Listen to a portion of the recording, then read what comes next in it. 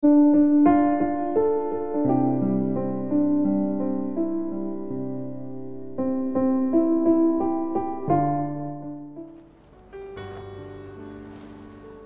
pagi dan salam bagi kita semua, Bapak Ibu Jemaat yang dikasihi di dalam Kristus Yesus.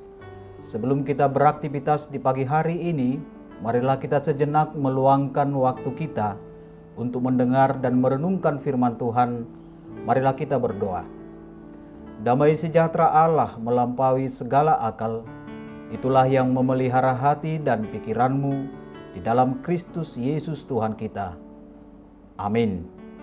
Apa kabar Bapak Ibu Jemaat yang dikasihi di dalam Yesus Kristus? Tentu doa dan harapan kami semuanya dalam keadaan baik di pagi hari ini.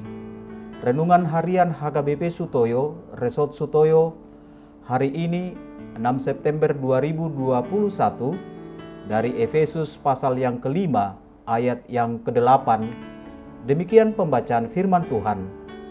Memang dahulu kamu adalah kegelapan, tetapi sekarang kamu adalah terang di dalam Tuhan.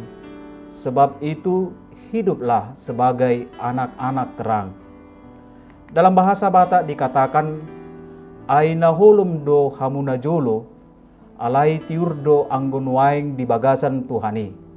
Marparange mahamu songon akka anak hatiuron. Demikian pembacaan firman Tuhan. Bapak Ibu Jemaat yang dikasihi dalam Yesus Kristus, kata terang adalah salah satu istilah yang sering kita jumpai dalam Alkitab. Mengapa? Karena kata terang sangat mudah untuk kita pahami. Jika kita berbicara mengenai terang, maka akan selalu muncul kata kegelapan. Di awal Alkitab, di kitab Kejadian pun, kata terang dan gelap selalu berdekatan, di mana Allah memisahkan terang dan gelap itu. Berbicara mengenai terang, tentu kata terang sangat banyak memberi manfaat bagi kehidupan manusia. Misalnya, dengan terang, maka kita dapat melihat dan mengetahui apakah benda itu bagus atau tidak. Di zaman dahulu pun, terang atau cahaya itu sangat berguna untuk menentukan baik atau tidak baik sesuatu barang yang akan kita beli. Di dunia Timur Tengah kuno, kedai-kedai di pasar umumnya tidak memiliki pagar ataupun jendela. Dengan demikian, setiap calon pembeli datang memeriksa barang beliannya di bawah sinar panas matahari di luar kedai itu. Barang yang dibeli misalnya seperti kain sutra ataupun barang dari tempaan perunggu, dengan cara menempatkan barang itu di bawah sinar matahari, maka setiap yang cacat akan nampak dengan jelas. Maka pembeli itu pun dapat menentukan sikapnya, apakah ia membeli barang itu ataupun tidak membelinya. Melalui terang itulah ia mampu membedakan mana yang baik dan mana yang tidak baik.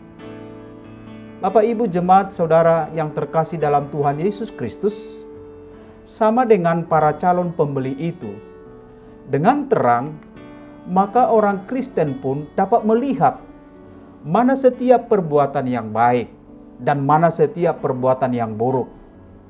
Terang yang dimaksud adalah Yesus Kristus. Terang yang dibawa Kristus itu akan menghasilkan buah yang baik, yang menuntun perjalanan hidup kita ke jalan yang benar.